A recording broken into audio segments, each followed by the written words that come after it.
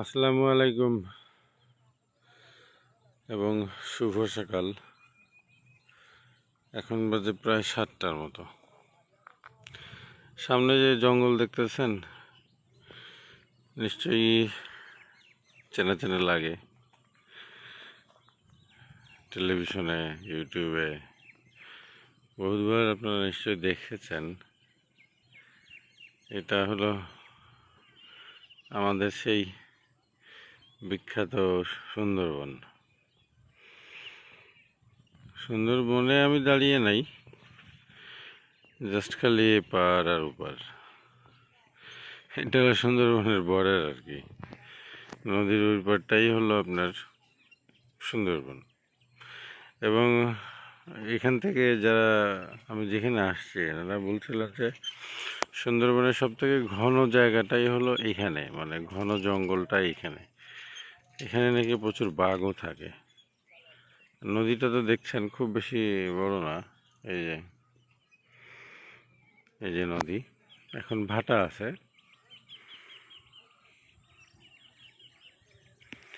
এইখানে ওই সামনে ওটা দেখছেন, এগুলো হলো জেলে। এরা এদের পেশা জেলে আর কি, মাছ ধরা। কারণ আপনারা জানেন সমুদ্রের এই এই নদীর মধ্যে, তারপরে এই জঙ্গলের মধ্যে, সুন্দরবনের মধ্যে প্রচুর মাছ। আর এদিকে সব যেগুলো দেখছেন এগুলো সব ঘের আর কি। এবং এই ঘেরের মানে ঘেরটার প্রাণ হলো আপনার এই নদীটা। পরবর্তী ভিডিওতে জানবেন যে কেন এই প্রাণ বলছি। এই এই এই নদী ছাড়া এই ঘেরের কোনো মূল্য নেই। এই নদী থেকে পানি যায় আর পানি আসে জোয়ার ভাটার মাধ্যমে। তো এই হলো ঘন জঙ্গল। আমি হয়তো যা ইচ্ছা করলে যেতেও পারি, কিন্তু যাব না। কারণ রোজার মধ্যে, রোজা থেকে এত প্রচণ্ড গরমও পড়ছে, এর মধ্যে যাওয়ার আর সেই ইয়াটা নেই। একজন কিন্তু মাছ মারছে, একজন মহিলা মাছ মারতেছে। একজন মহিলা জাল টানতেছে। এখানে কি কাঁকড়া জানি না। এখানেও একটা যে ড্রাম দেওয়া, কোন উদ্দেশ্য আমি ঠিক জানি না। যাই হোক, এখানে মাছের কোনো কমতি নেই, আল্লাহর রহমতের কমতি নেই এই সুন্দরবন এলাকায়। মনে হয় যে মানে শেষ হয়ে যাবে। আর প্রতিদিন প্রচুর মাছ মারে, প্রচুর মাছ আছে। ও মানুষ মারেও। অর্থাৎ কি মাছ পাবেন? চিংড়ি? ও বোনা, আচ্ছা আচ্ছা আচ্ছা আচ্ছা আচ্ছা আচ্ছা আচ্ছা। হ্যাঁ, তো বাগদার পোনা পাওয়া যায়, দেখছেন।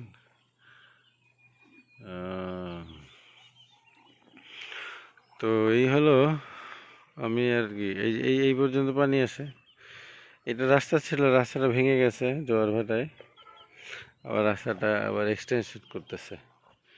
ও আর আমি ব্যবসার কাজেই আসছি। আমি আসছি এই ফার্মেই আসছি। এখানকার ফার্মের সবই ঠিক আছে, খুবই ভালো, একটু গরম বেশি আর কিছুই না। তো এই ভাইয়ের ফার্মের আয়তন হবে প্রায় 60 একরের মতো, 250 শতক, 33 শতকে সম্ভবত বিঘা। এই যে রাস্তার কাজ চলতেছে, হ্যাঁ। তো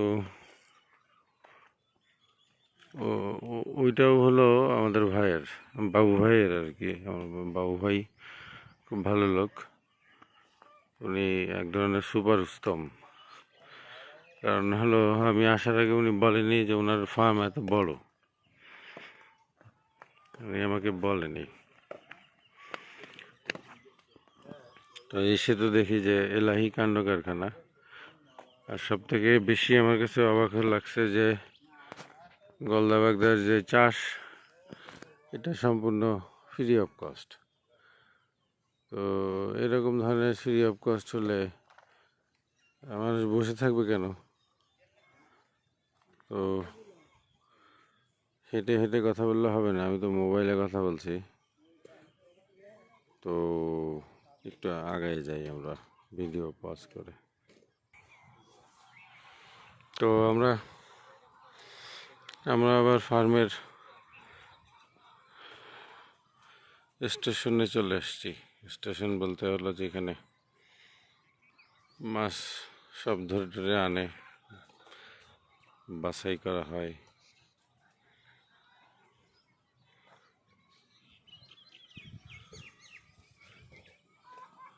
এখানে এয়ারটেল আসলে লাগে না, এখানে গভীরতা কম, আর যেহেতু জোয়ার ভাটা হয় তো, আর এখানে ঘনত্বটা তো গলদাবাগদের ঘনত্ব তো বেশি না, এয়ারটেল লাগে না। এয়ারটেল যেটার জন্য দেওয়া হয়েছে, এখানে যে ট্যাংরা করতেছে, ট্যাংরার ঘনত্বটা বেশি। তো ওনারা ট্যাংরাটা এবার প্রথম করছেন এবং আশাও করছেন ভালো কিছু করার, এবং আমিও আশা করি ভালো কিছু হবে। কারণ বাংলাদেশে এই ট্যাংরাটা এইভাবে করার মানে ওরকম প্রচলন কিন্তু নেই।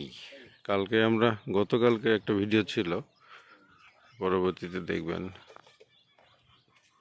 ওখানে আমরা ট্যাংরা দেখবো, ট্যাংরার হারভেস্টিং। এখানে কিন্তু হারভেস্টিংটা প্রত্যেক দিন হয়। ও আরেকটা শস্য, ইম্পর্টেন্ট শস্য, কিন্তু এই শস্যর কিন্তু হেভি দাম। এটা হলো মিস্টার কাঁকড়া। এই কাঁকড়ার চোখ মনে হয় যে সে সেই রকম ভাবে দেখতেছে। আর যে কাঁকড়ার যে বাবা, এইগুলোর দাম আছে খুব। এগুলো লাইভ নাকি চায়নাতে এক্সপোর্ট করে। তারপরে এগুলো খুবই এক্সপেন্সিভ, এগুলো শক্ত, তো এগুলো চাষ করা যায় না। কি চাষ করা যায়? তুমি কি বলো? তুমি তো মিয়া বড় ভাই, কিছু একটা বলো। বলবা না কিছু? এ কিন্তু লাফ মারে, এইরকম সিরিয়াস অবস্থা খারাপ। এই বাবা রে বাবা, এই হলো কাঁকড়া। কালকেও নাকি 800 টাকার কাঁকড়া বিক্রি করছে। এগুলো তো আসলে চাষ করা হয় না, চাষযোগ্যও না, এগুলো বাই প্রোডাক্ট হিসেবে আসে। আজকে মাছ আসছে। আজকের মাছ কি এই পর্যন্তই না আরো আসতেছে ভাই? আরো আসবে? ও আজকে আর আসবে না। আজকে তো হারভেস্টিং এই পর্যন্ত, কালকে তো মাশাআল্লাহ ভালোই ছিল।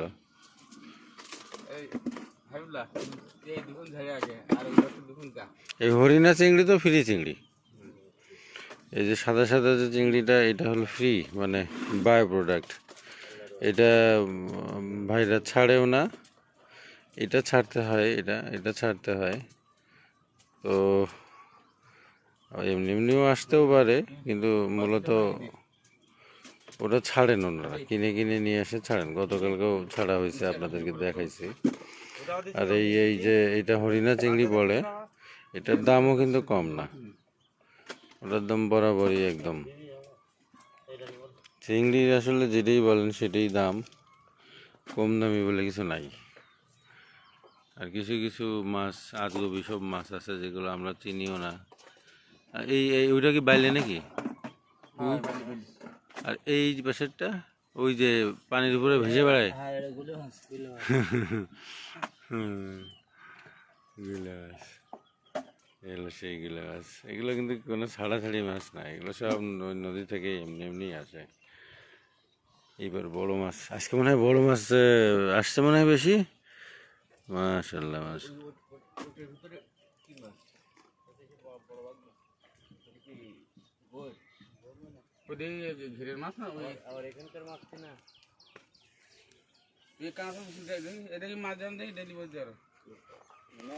আজকে এই পর্যন্ত হয়েছে, গ্রেডিং তো করাই লাগে। গ্রেডিং করে কালকে আমরা এই মাছটা বিক্রি করছিলাম হলো কত টাকা করে? 590। এই সাইজটা কালকে 590 গেছে, আর ওইটা বড়টা গেছিল হলো 980 না কত, 970। কালকে ভালোই ছিল আসলে, ভালোই। তো এখন তো 7টা, 7:15 বাজে। এখানে রাত্রে ওনারা পাহারা দেন, টং থাকতে হয়। এগুলো কিন্তু সব নোনা পানি। তো পিপিটি 30 না, পিপিটি হয়তো বোধহয় 15-র আশেপাশে হবে। আমি মুখে দিয়ে দেখিনি, তবে এগুলো ব্যবহারযোগ্য পানি না। এখানে গোসলও করি না, ওনারা হয়তো হয় হাত টাত ধোয়, কিন্তু ফাইনালি যায় আবার কি করতে হয়, এখানে বসবাস করার জন্য পানি কিনতে হয়। ওই যে যে নীল নীল ড্রামগুলো দেখতেছেন বারান্দায়, ওই পানি দিয়ে রান্না হয়, ওই পানি আমরা খাই।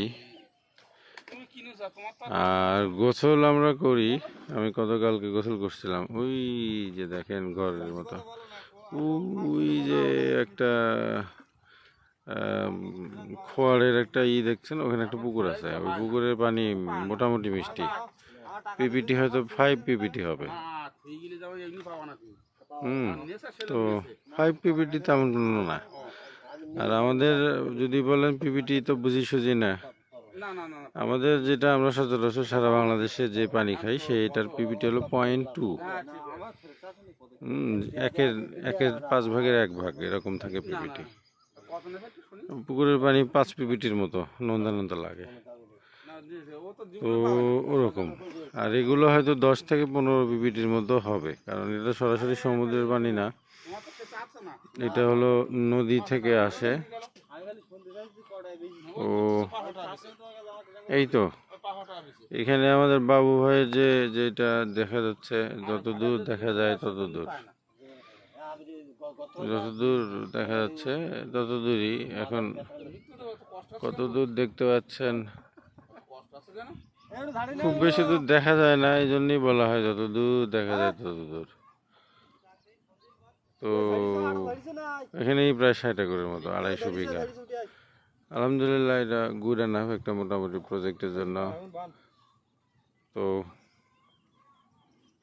আজকের মতো এই পর্যন্তই। আল্লাহ হাফেজ।